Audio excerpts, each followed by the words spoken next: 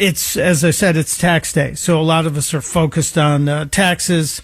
I hope you got yours in on time. I hope you don't have any of the agita that some are having with the, I don't want to use the A word, audit, that people have. But tax day is happening today, Tax Freedom Day, June 19th. You know what that means. You have to work until June 19th to pay for next year's taxes, which seems like you got to work almost half the year. It just doesn't seem right. And let's hope that we can see the number that you pay next year go down. Let's hope that there can be serious tax reform that President Trump can push through. I know they're working on it. I know they're working hard on it. But the other part of this is what it takes to produce your taxes, what it takes to fill out the forms. And I'm one of those people that would love it if the forms could be super simplified. I'm old enough to remember when Ted Cruz ran for president in 2016, and he was holding up a postcard saying this is what your tax form should be. And I agree with that. But tax day, a lot of stress, a lot of heat about it. And the National Taxpayers Union Foundation, they're trying to make life easier and talk about this subject. The president of the organization, Pete Sepp, is joining us. Pete, thanks for being here today. Do we say Happy Tax Day, or is that just too ironic? Well, we can say Happy Tax Day, though almost every day is tax day when you consider all the gig workers, all the folks worried about audits, all the folks working in the tax professional industry to try and keep record keeping going all year. Yeah, it's a day that we like to celebrate, but in reality, we have burdens year round. And speaking of the president, President Lincoln, I'm saying here, that was during his term that the very first income tax was ever imposed in the United States.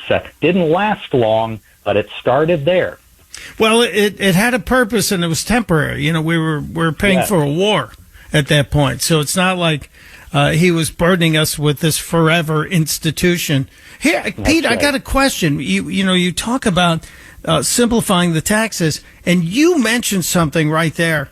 The numbers of tax professionals that are out there, it's a staggering number. If we simplify the taxes, aren't we going to put a whole lot of people out of work? Well, a whole lot of people do tax accounting who also do basic financial accounting for businesses. So not everybody would be put out of work in the financial and tax preparation industry. There'd still be a place for them in other areas of finance. I would also think that the total deadweight loss we're talking about here would be distributed throughout the economy as a benefit if we were no longer facing such a loss. That's what our study is really trying to capture here. You know, the IRS says we have a very efficient tax system relative to how much we spend on the IRS versus what the IRS collects. It's less than 1/2 of 1 cent on every dollar of revenue. Well, that's because all the rest of us are working in tax administration too. Upwards of 7.1 billion hours and a total cost of $464 billion. That averages out to 13 hours and $290 for an individual filer, but there are many other filing burdens that small and large businesses face. So that total $7.1 billion, $464 billion in costs is what it all adds up to. And when you average that out to the amount of revenue that's collected, it's 20 cents of compliance burden on every dollar raised. That's a huge sum of money, a huge loss to our economy. Yeah, so you're saying if we were to simplify the tax forms, tax filings, that would put almost more than $400 billion back into the economy, you would think, because that's money businesses could spend. Individuals, sole proprietorships could spend that money. Yes, and of course, who knows what could grow out of that kind of investment in our economy? And ironically, one of the biggest beneficiaries of that growth would be government treasuries. They would be collecting more in income taxes, payroll taxes, what have you, under the simplified system. That's what we need to think about going forward, making it so that your typical American spends 1 hour or less filling out a tax return, making it so that businesses have a much simpler experience too, making it all transparent so that we have what's called lateral fairness in our tax code. People and businesses making roughly the same amount of income and profit pay roughly the same amount of tax. We always look up and down the tax code for fairness. We should be looking sideways through the tax code too. Well, what's the reality here, Pete? We're talking with Pete Sepp from the National Taxpayer Union Foundation. What's the reality of reforming the tax code? I know that Congress is working through trying to make the Trump tax cuts permanent, and that's a different discussion. But what's the real reality of either getting a super simplified tax form or getting or just getting a flat tax? Well, permanently extending, or at least extending for many more years, the Trump tax cuts will help with simplification. What that will do is cement in place the doubled standard deduction that was first enacted in 2017. The standard deduction is a tax simplification measure. With fewer people itemizing, that's fewer people spending a lot of time on record keeping that you have to do to justify deductions and credits.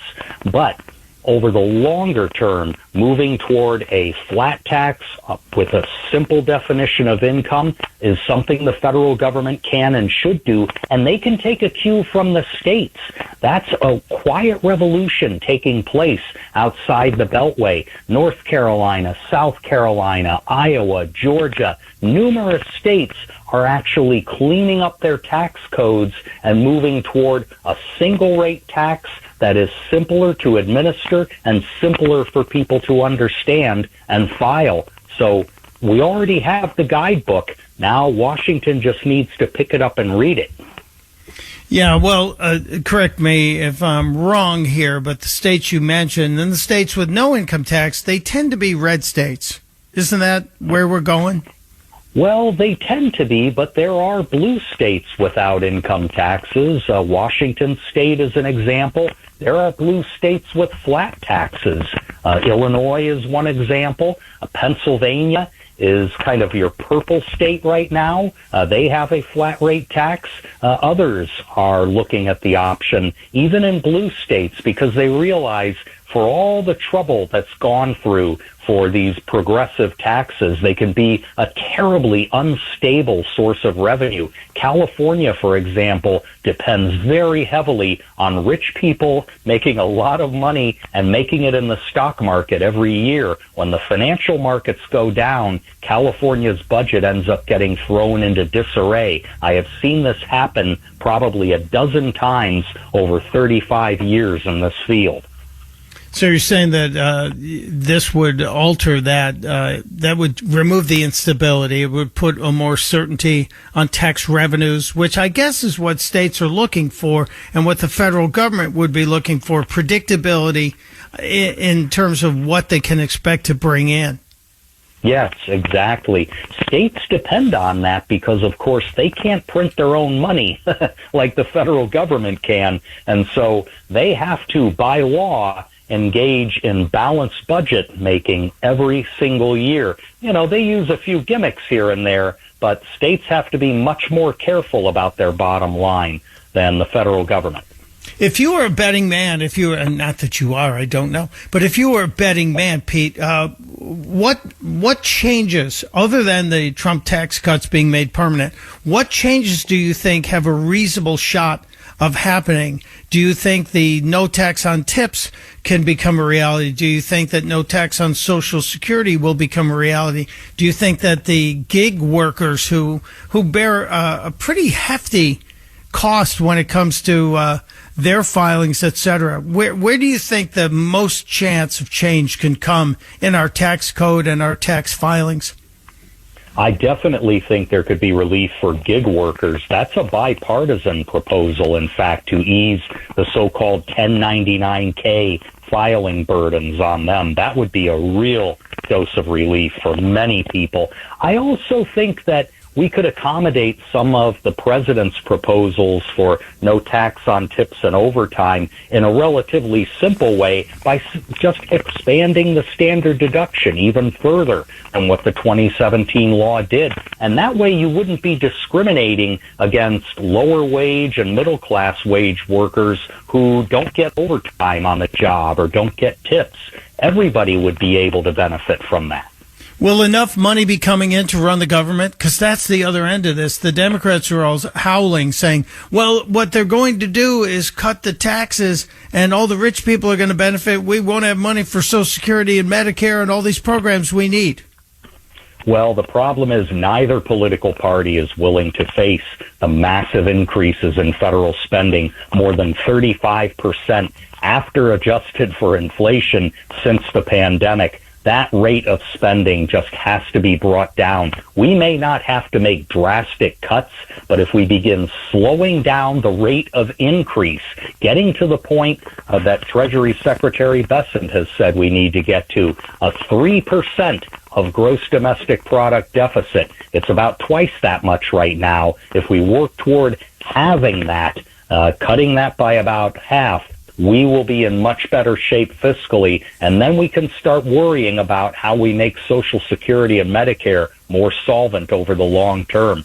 Those systems are going south regardless of what anybody in Congress says. If they do nothing, they will go broke. Well, if we stop paying dead people, I think that's a good start on this problem. I think that's kind of a good beginning. I hope we begin there. I want to encourage people, if you want to know more about what Pete and his crew are up to, if you visit NTU.org, the National Taxpayers Union Foundation, but it's NTU.org, you can see things like their 10 crucial reforms that they want to see the IRS make.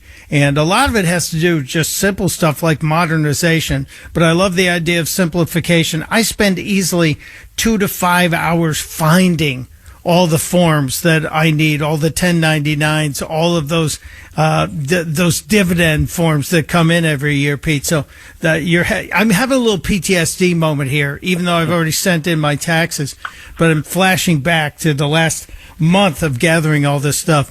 We appreciate the work you do because we know it's all meant to make life easier and better and more efficient, which is kind of what we all hope for D.C. We don't have a lot of faith it'll ever happen, but we all hope for it, Pete Sepp, and we thank you for the work you do on our behalf.